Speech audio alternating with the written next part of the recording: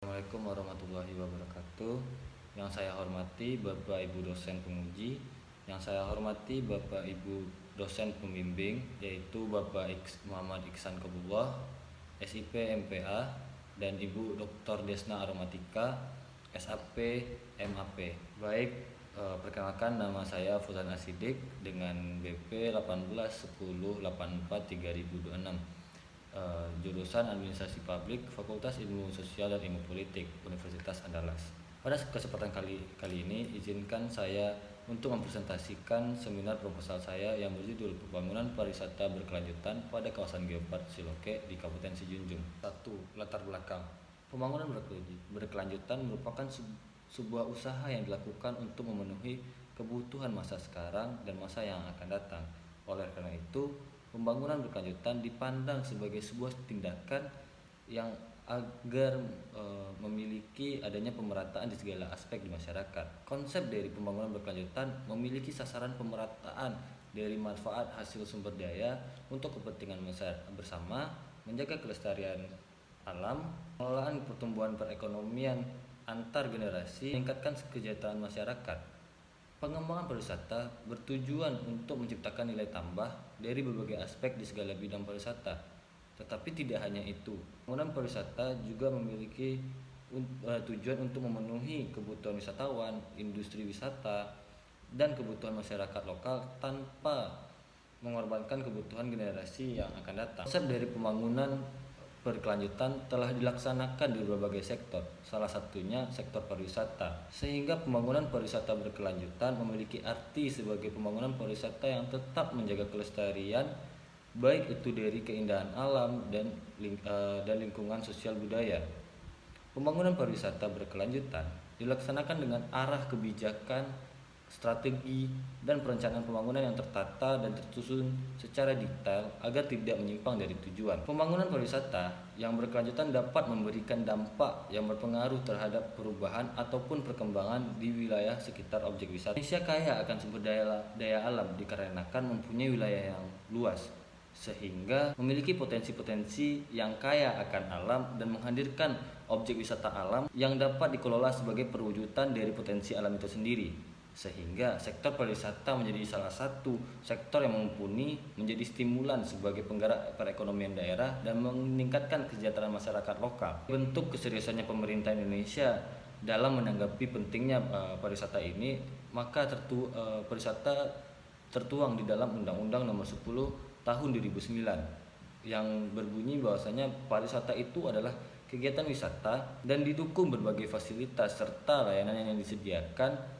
oleh masyarakat, pengusaha, pemerintah, dan pemerintahan daerah. Di dalam pasal 6 Undang-Undang Nomor 10 Tahun 2009 yang mengatakan bahwa pembangunan kepariwisataan diwujudkan melalui pelaksanaan rencana pembangunan kepariwisataan dengan memperhatikan keanekaragaman, keunikan, dan kekhasan budaya dan alam serta manusia untuk berwisata. Pembangunan pariwisata berkelanjutan yang terjadi di Indonesia telah diterapkan di berbagai daerah sesuai dengan pedoman yang dikemukakan oleh United Nations World Tourism Organization. Indonesia memiliki beragam pariwisata yang dapat disuguhkan kepada wisatawan, mulai dari budaya hingga ke keindahan alam dengan ciri khas masing-masing dari tiap-tiap daerah. Salah satu wisata yang dapat dikunjungi oleh wisatawan adalah geopark. Geopark adalah wilayah geografis yang memiliki situs warisan geologi yang terkemuka dan bagian dari konsep holistik perlindungan, pendidikan, dan pembangunan berkelanjutan. Geopark melaksanakan pengembangan dengan konsep sebuah manajemen pengembangan berkelanjutan dengan menyerasikan keragaman geologi, hayati, dan budaya. Salah satu provinsi di Indonesia yang memiliki objek wisata yang diminati adalah Sumatera Barat. Sumatera Barat termasuk di dalam 17 destinasi wisata yang populer dan diminati untuk dikunjungi oleh wisatawan mancanegara. Potensi alam yang berlimpah membuat objek wisata yang ada di Sumatera Barat lebih banyak wisata yang menyuguhkan wisata alam dan memperlihatkan keindahan alam seperti air terjun, danau, gunung, hingga ke pulau-pulau kecil yang berada di sekitaran wilayah Sumatera Barat. Sijunjung memiliki beragam objek wisata yang dapat dikunjungi dan diminati oleh wisatawan. Dan Kabupaten Sijunjung sendiri memiliki julukan Landscape Manik. Kebanyakan objek wisata yang dimiliki oleh Kabupaten Sijunjung adalah wisata alam yang dikarenakan bukit barisan yang mengelilingi Kabupaten Sijunjung. Selain wisata alam, Kabupaten Sijunjung juga memiliki objek wisata lainnya seperti wisata religi dan wisata budaya. Religi yang dimiliki oleh Sijunjung salah satunya adalah Surau Tinggi Calau dan makam Syekh Abdul Wahab Calau. Dan wisata budaya yang dapat dikunjungi di Sijunjung salah satunya adalah kampung adat yang berada di Kecamatan Sijunjung. Adalah daftar geopark di Sumatera Barat yang berada di kabupaten kota. Salah satunya berada di Kabupaten Sijunjung yang bernamakan Geopark Siloke. Geopark Siloke itu sendiri merupakan salah satu dari 3 geopark yang berada di Sumatera Barat yang telah diakui oleh Komite Geopark Nasional Indonesia. Daftar kunjungan wisatawan ke Sijunjung bisa kita lihat dari tahun 2018, 2019 dan 2020 itu terjadi peningkatan yang sangat signifikan terhadap kunjungan wisatawan ke Sijunjung, terkhususnya adalah wisatawan lokal.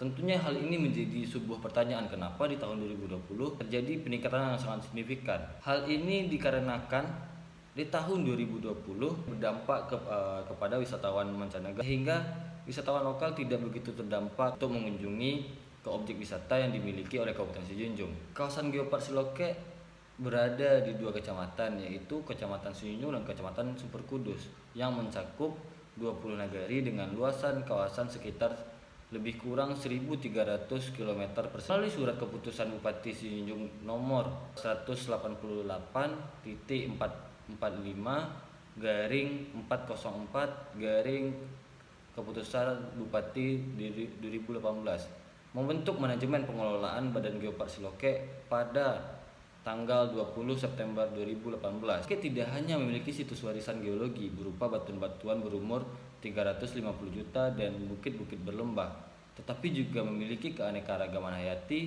Terdapat wisata alam yang memukau, wisata budaya hingga melakukan olahraga air. Wisata pemuda dan olahraga Kabupaten Sijunjung pada saat ini sedang fokus-fokusnya untuk mengembangkan 11 desa wisata, yang mana 9 di desa wisata tersebut berada di kawasan Geopark Siloke itu sendiri. Geopark Siloke memiliki bentangan bukit yang memanjakan wisatawan karena keindahan. Kawasan Geopark Siloke juga memiliki beberapa objek wisata, yaitu wisata air terjun, ngalau, fun tubing, dan lain-lain. Dari yang berada di dalam kawasan Geopark Siloke adalah Negari Siloke.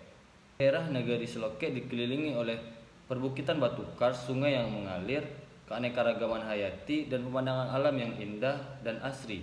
Sekarang objek wisata alam didominasi oleh objek wisata yang berada di Negari Siloke seperti ngalau, panjat tebing, camp area, rest area, dan lintasan arung jeram. Akhir tahun 2020, Dinas Pariwisata Pemuda dan Olahraga Kabupaten Sijunjung membangun rest area dan camp area di Negari Siloke. Dan di Negari Siloke memiliki flora yang langka, yaitu bunga bangkai raksasa, pohon kelompok beringin, dan terdapat bunga 1 lembar daun. Dinas Pariwisata Pemuda dan Olahraga melaksanakan perencanaan pembangunan wisata pada Geopark Siloke.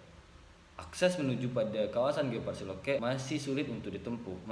Dan Geopark Siloke masih belum adanya souvenir ataupun cenderamata yang khas dan menarik. Pembangunan pariwisata berkelanjutan Geopark Siloke dilaksanakan sesuai dengan master plan Geopark Siloke yang akan menuju ke UNESCO. Objek wisata pada kawasan Geopark Siloke dibantu oleh masyarakat. Rumusan masalah untuk penelitian kali ini adalah bagaimana pembangunan pariwisata berkelanjutan pada kawasan Geopark Siloke di Kabupaten Sijunjung. Tujuan penelitian adalah untuk mendeskripsikan pembangunan berkelanjutan pada kawasan Geopark Siloke di Kabupaten Sijunjung. Teoritis sebagai referensi dan masukan bagi peneliti selanjutnya, terutama pada bidang administrasi pembangunan yang mengkaji mengenai konsep pembangunan pariwisata berkelanjutan atau Sustainable Tourism Development dalam pengembangan pariwisata.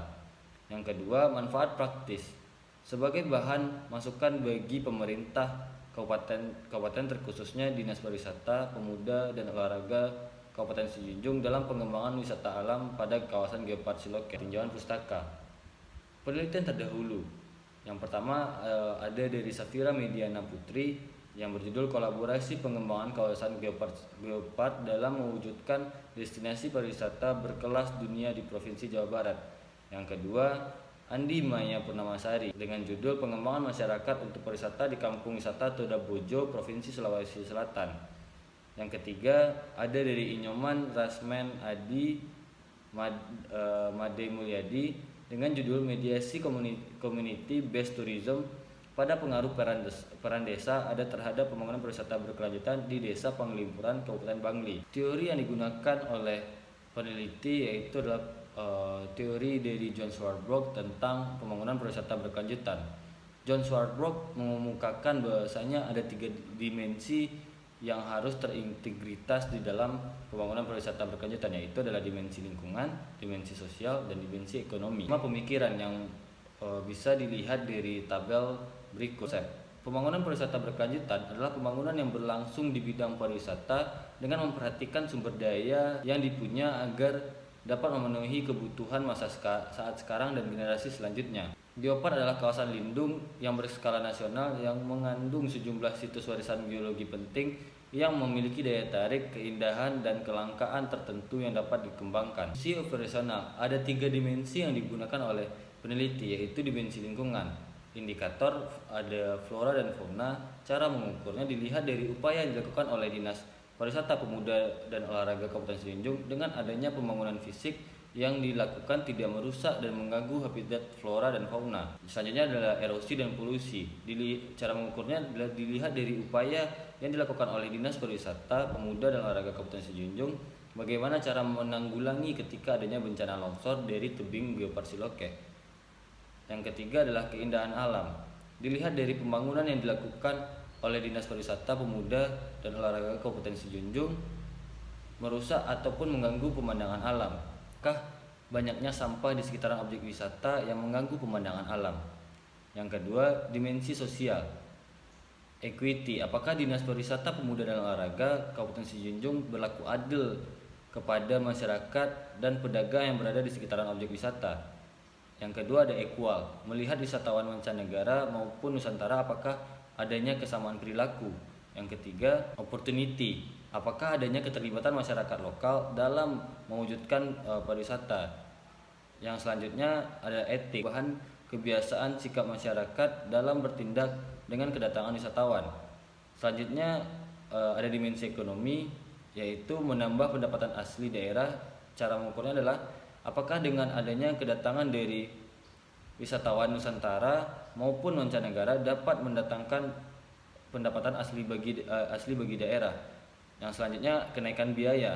Apakah ada perubahan biaya yang terjadi di waktu yang bergantung pada hari libur dan hari normal. Selanjutnya merangsang ekonomi kreatif. Apakah dengan adanya kedatangan wisatawan Nusantara dan mancanegara dapat menciptakan produk-produk baru yang dijadikan sebagai cenderamata. Selanjutnya ada penciptaan lapangan kerja. Apakah adanya ketersediaan lapangan kerja untuk masyarakat dengan adanya pembangunan wisata. Selanjutnya yang terakhir adalah kemacetan. Banyaknya wisatawan yang berkunjung pada kawasan Geopark Siloke apakah membuat daerah Geopark Siloke menjadi macet. Metode penelitian. Pendekatan penelitian yang dilakukan pada penelitian kali ini adalah pendekatan kualitatif dengan metode penelitian kualitatif deskriptif. Teknik pengumpulan data. Teknik pengumpulan data yang dilakukan oleh peneliti yaitu wawancara, dokumentasi, dan observasi. Teknik pemilihan informan.